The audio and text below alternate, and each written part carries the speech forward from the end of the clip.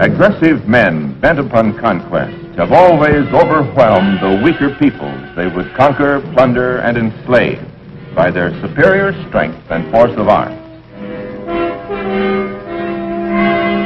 Yet the defender's will to fight has always given the aggressor pause. Time and again, the will to resist, together with equal or superior weapons, has driven the aggressor back, has vanquished him. The answer to the sword and spear, to the primitive bow and arrow, was the deadly English longbow. Just as the advent of gunpowder and the first primitive firearms sounded a thunderous end to the era of the longbow. The machine gun came into its own as a weapon of deadly firepower in World War I. That same war saw two other new and potent weapons make their first appearance in combat. The tank, first designed to break the stalemate of trench warfare. And the airplane that carried the war into the air, and through bombing and strafing, created confusion behind enemy lines. The plane was to revolutionize warfare, and in so doing, change the world and the lives of men.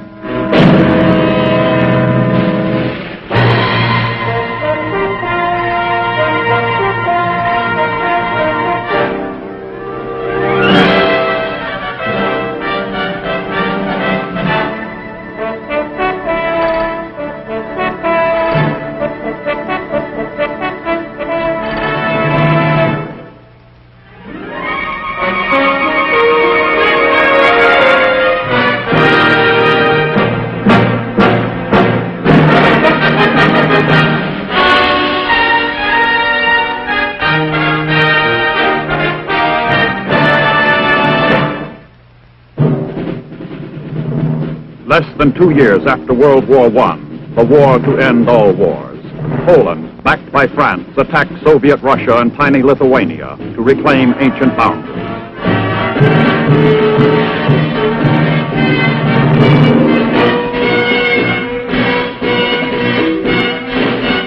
Romania invaded Hungary and occupied Budapest.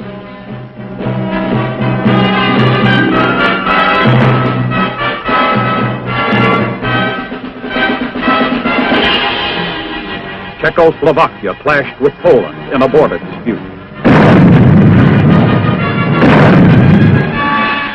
Belgium and France, over British protests, occupied the German Ruhr.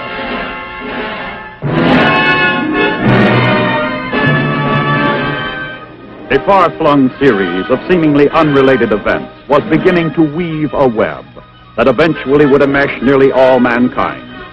There was inner turmoil in Italy. Post-war discontent had turned that country into a political tinderbox, beset with strikes and economic unrest. A new party was on the verge of acquiring power. They called themselves fascisti.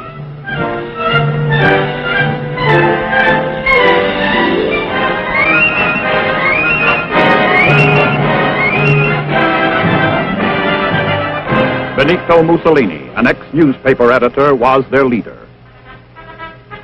As far as most Americans were concerned, those small wars and foreign political turmoils were far from our ocean-guarded shores, remote from the American way of life, something to read about in the newspapers. The old maxim, the price of freedom and peace is eternal vigilance, was forgotten in the Roaring '20s.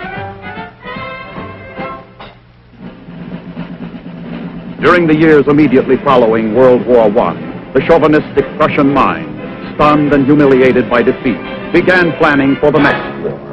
The German militarists planned exceedingly well. They would become masters of the blitzkrieg, lightning war. All they awaited was a political leader and the coming of the next war.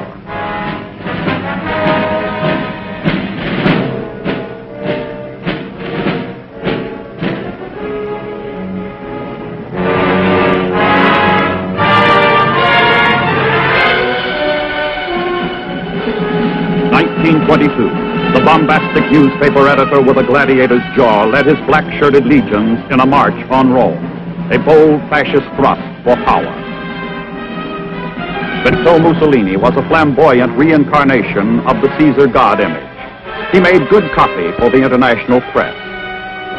He ordered large doses of castor oil forced down the throats of those who disagreed with him.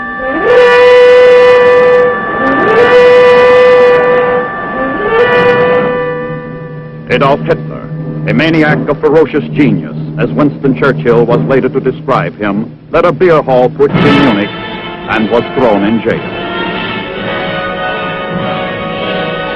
While in prison, he wrote a book, Mein Kampf, which told the world exactly what he planned to do.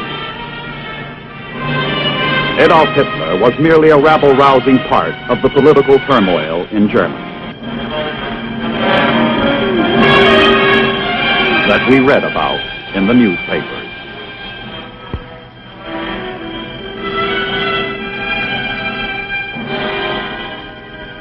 September 1931. An explosion on the Japanese-operated South Manchurian Railroad resulted in the invasion and occupation of Manchuria by a Japanese army.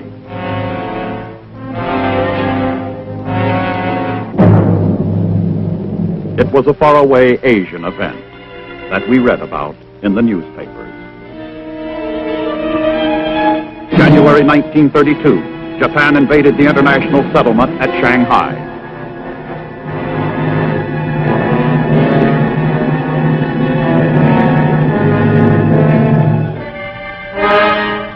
January 1933, Adolf Hitler became Chancellor of Germany, sharing power with the aging President von Hindenburg. August 1934, President von Hindenburg died.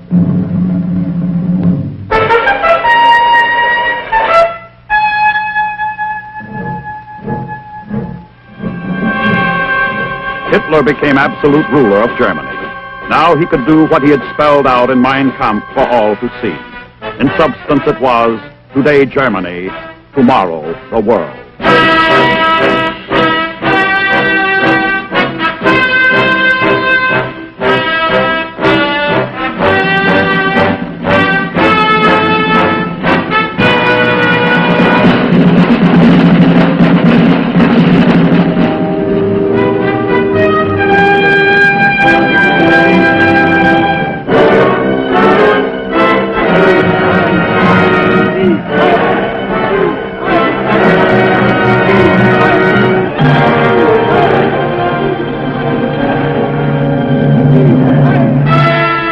October 1935, Mussolini's fascist army invaded and conquered Ethiopia in 7 months, using the weapons of modern warfare against the people who still fought with spears and primitive firearms.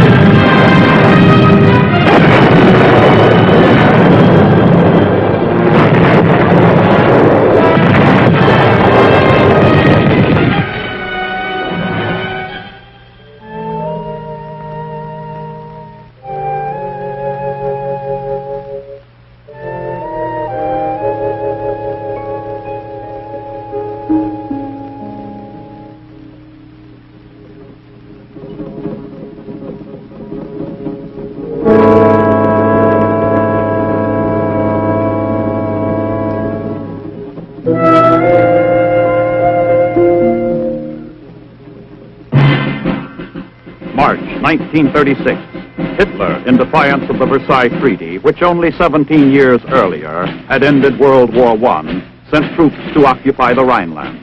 Amazingly, the French did not resist.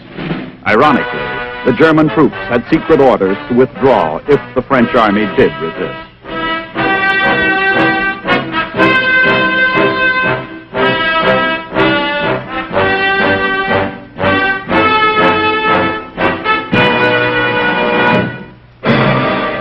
July 1936. The Spanish Civil War became a proving ground for Nazi Germany, Fascist Italy, and Soviet Russia.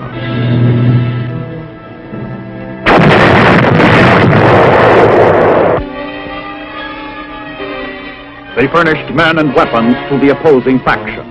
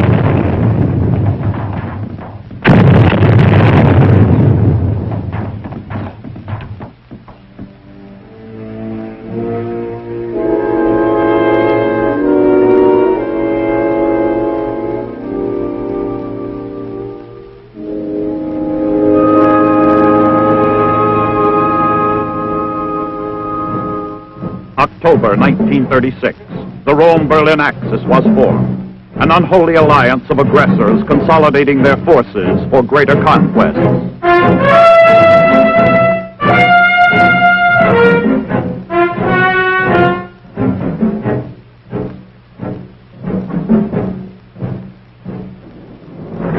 December 1937. The Japanese invaders of China bombarded and sank the United States gunboat Panay on patrol in the Yangtze River.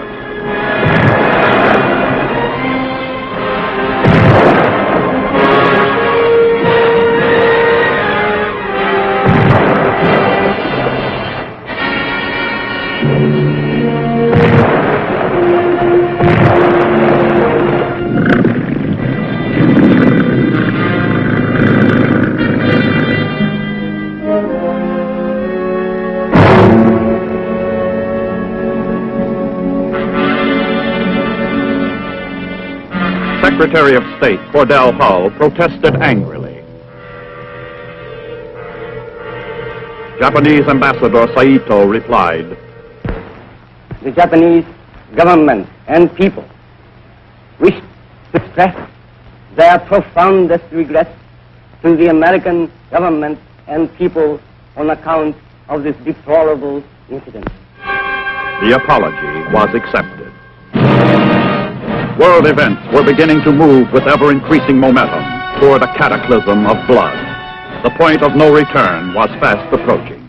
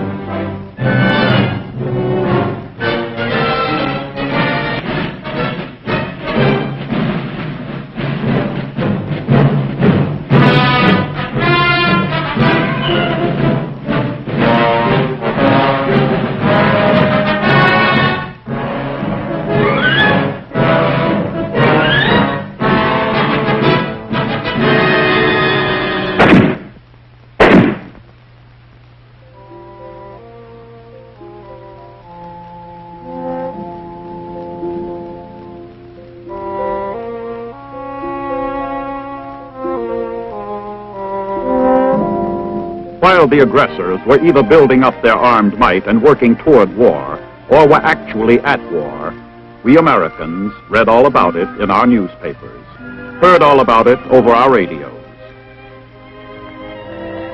watched the violence and the carnage in the newsreels, in the safety and comfort of our movie theaters. It was all so far away from the shores of our great protective oceans, the Atlantic on the east and the Pacific on the west.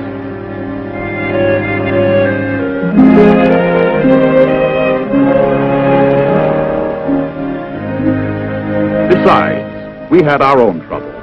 The United States was in the grip of a paralyzing depression. Millions were unemployed, on some form of relief.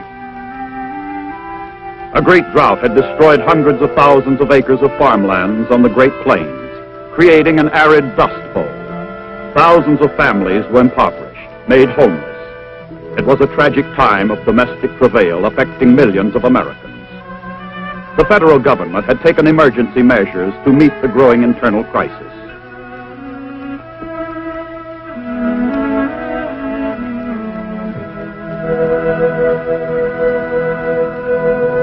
Among the many relief agencies it established was the Civilian Conservation Corps, the CCC.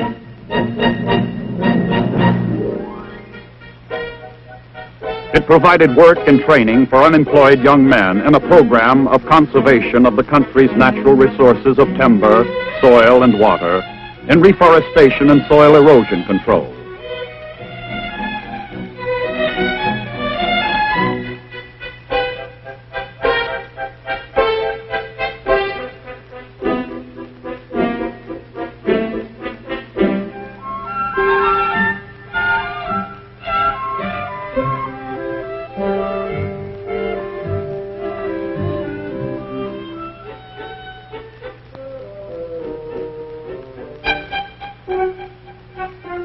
The United States Army was given the responsibility of operating and administering 1,600 CCC camps with 300,000 enrollees throughout the continental United States, Alaska, Hawaii, Puerto Rico, and the Virgin Islands.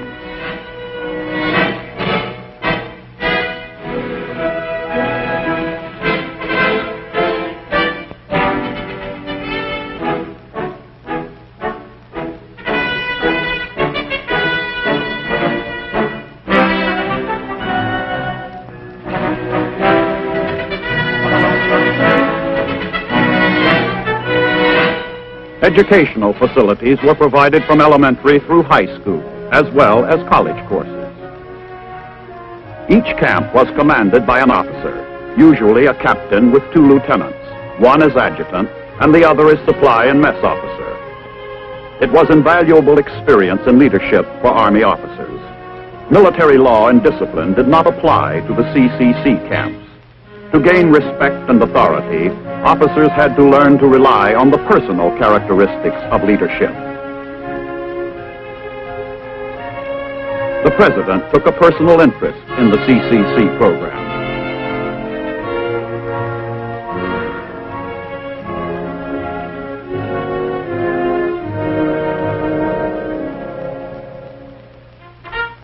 More than 4,500 regular and reserve Army officers on active duty were engaged in this work during the years preceding our entry into World War II.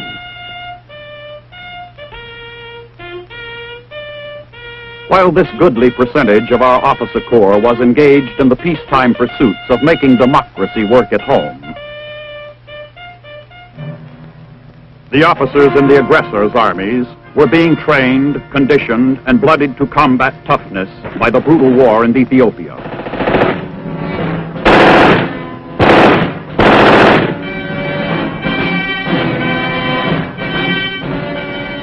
As military advisors and so-called volunteer participants in the viciously fought Spanish Civil War.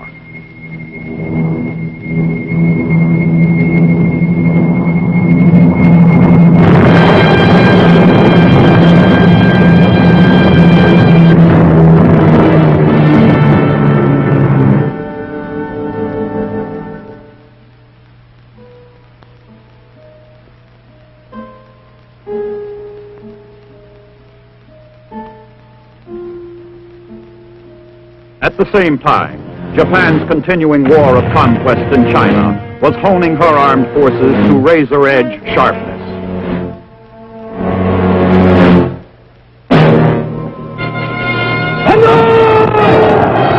While the aggressors were flexing their mighty muscles, our Army could muster only 180,000 officers and enlisted men.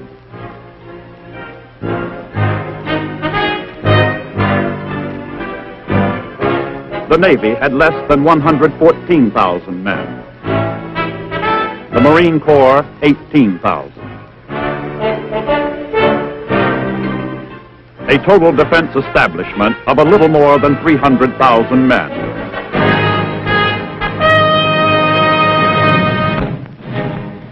The aggressor nations continued their march of conquest. In 1938, Nazi Germany seized Austria in a lightning-like coup.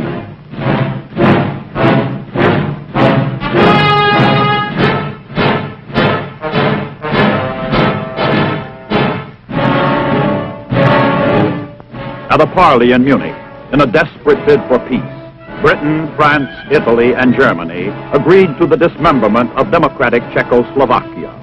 Hitler got the spoils without firing a shot.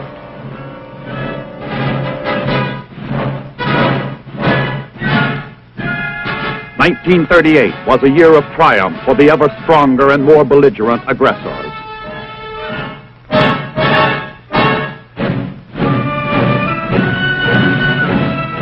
Drunk with power and bloodlust, the Nazis turned upon a large segment of their own German citizens, perpetrating their greatest abomination.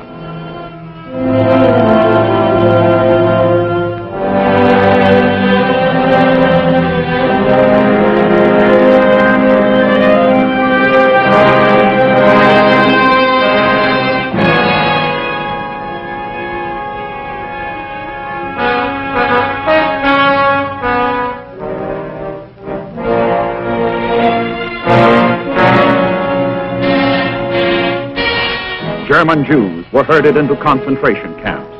A mass fine of $400 million was imposed, holding them collectively responsible for the assassination of one German diplomat. The concentration camps were a brutal prelude to a ghastly program of mass extermination. Now the greatest of the aggressors had brazenly come forth in full view of the world to reveal not only his evil purpose and design, but the abysmal depths of his ruthless character as well.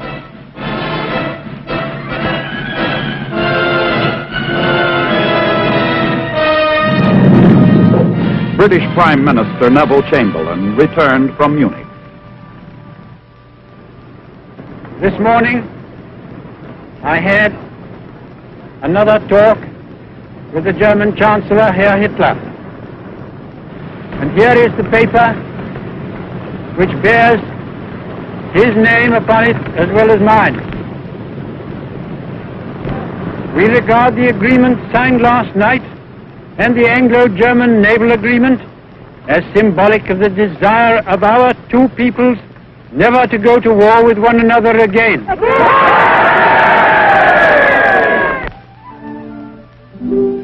At Munich, Britain believed she had gained peace in our time.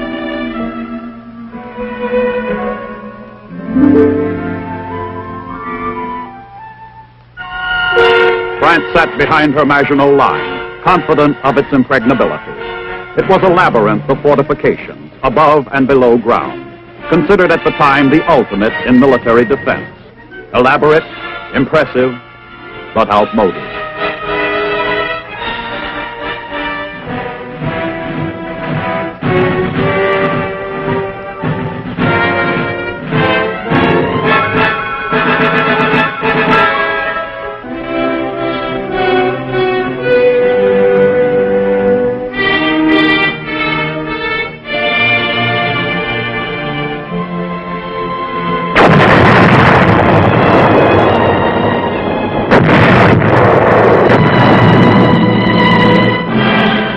Within hailing distance to the east of the Maginot Line was Hitler's Siegfried Line. Its structure was comparable to the defense line of its neighbor, sealing off Germany from France with a mass of steel, concrete, and manpower.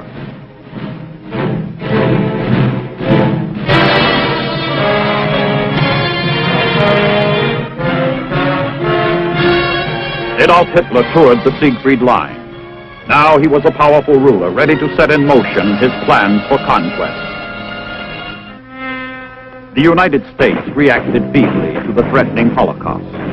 While our military planners were considering defense measures which involved mobilization of the National Guard and the reserves for a total defense force of about 1 million men, actual regular Army strength was increased by only 5,300 men.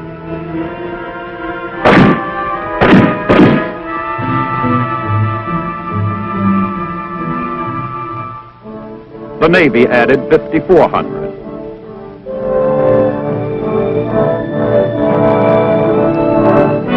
And the Marine Corps, the combat-ready shock troops, increased their strength by a pitiful handful, 133 men. We were little better off than in 1917, and the flames of an even greater conflagration were already licking at our feet. We had yet to learn the lessons of history. The aggressors drew their own logical conclusions.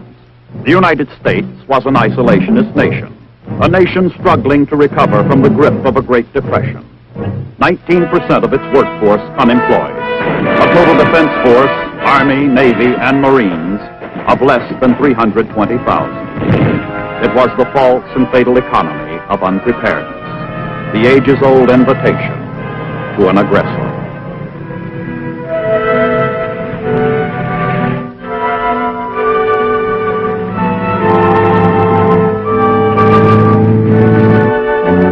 At the War Department, the War College, and the Command and General Staff School, our dedicated military planners studied the implications of the ominous events. For through those years of the gathering storm, United States military leaders remained alert to the defense and security of their country. They were not deaf to the triumphant shouts of the arrogant aggressors.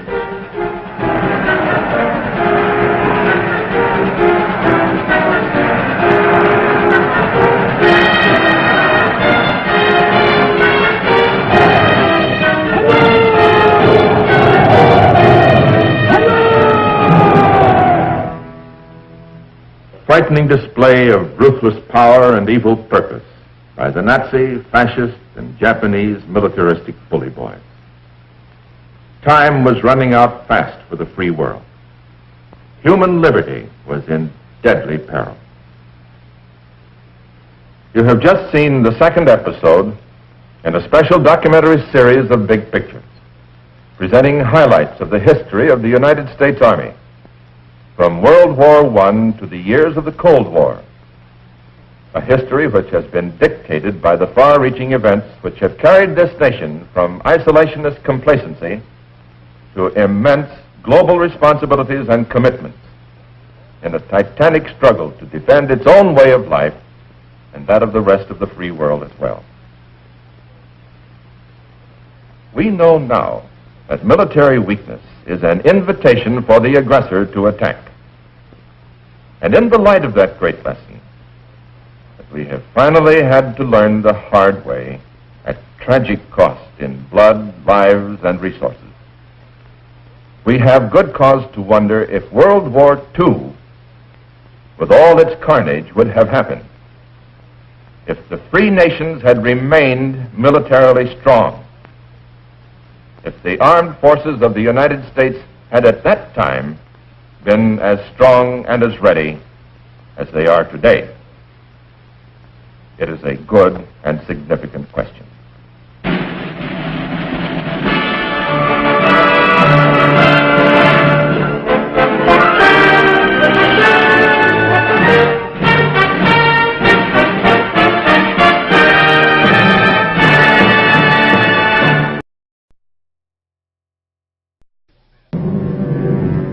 Aggressive men bent upon conquest have always overwhelmed the weaker peoples they would conquer, plunder, and enslave by their superior strength and force of arms. Yet the defender's will to fight has always given the aggressor pause. Time and again, the will to resist, together with equal or superior weapons, has driven the aggressor back, has vanquished him. Less than 2 years after World War I, the war to end all wars, Poland, backed by France, attacked Soviet Russia and tiny Lithuania to reclaim ancient boundaries.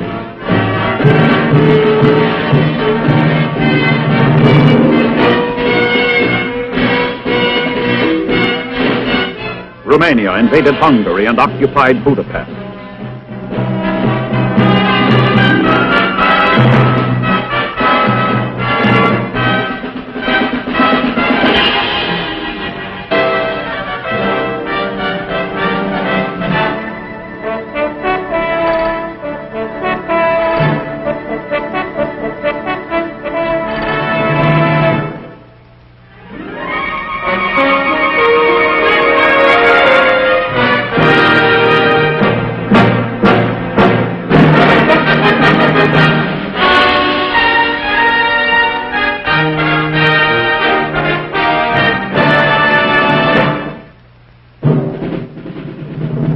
Lesser to the sword and spear, to the primitive bow and arrow, was the deadly English longbow. Just as the advent of gunpowder and the first primitive firearms sounded a thunderous end to the era of the longbow. The machine gun came into its own as a weapon of deadly firepower in World War I. That same war saw 2 other new and potent weapons make their first appearance in combat. The tank, first designed to break the stalemate of trench warfare. And the airplane that carried the war into the air, and through bombing and strafing, created confusion behind enemy lines. The plane was to revolutionize warfare, and in so doing, change the world and the lives of men.